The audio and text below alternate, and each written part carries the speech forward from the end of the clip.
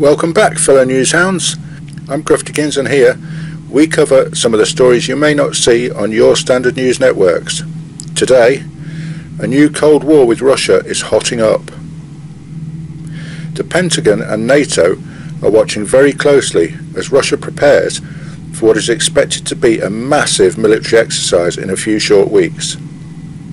The exercise, known as Zapad, will take place in Belarus and is likely to involve up to 100,000 troops, a huge amount of hardware, and some new technology and techniques in what is basically a war rehearsal.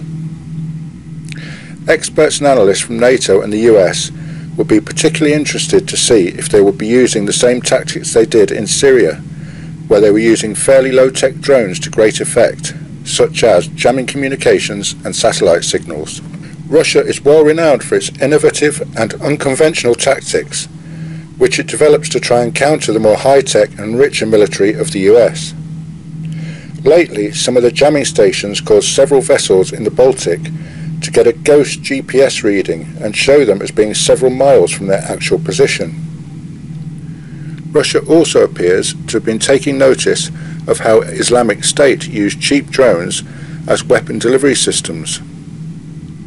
Videos from testing ranges have shown Russian drones dropping bombs on targets, as well as being used for their more obvious role of surveillance to spy on and spot enemy forces.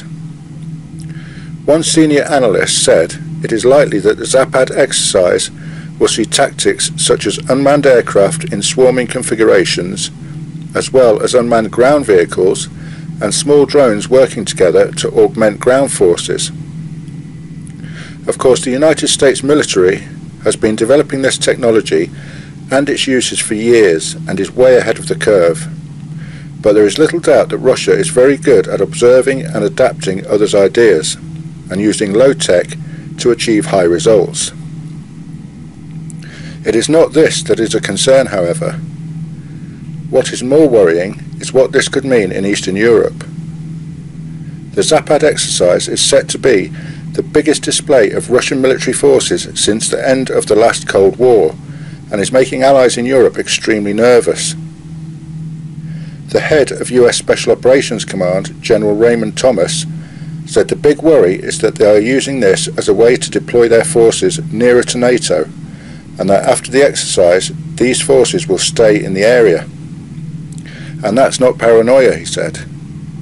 Eastern European countries are concerned it is, quote, a play to get closer and better staging to bite off a piece of their country, much like they did Eastern Ukraine and Crimea. With this coming shortly after the US and NATO exercises in Eastern Europe, and the highly unusual Chinese and Russian naval exercise in the Baltic, there is no doubt old adversaries are once again rearing their heads and flexing their military muscles. We will try to keep you informed about this and other stories from around the globe, so hit that subscribe button for further updates. And don't forget, the world is watching, so please be kind to each other.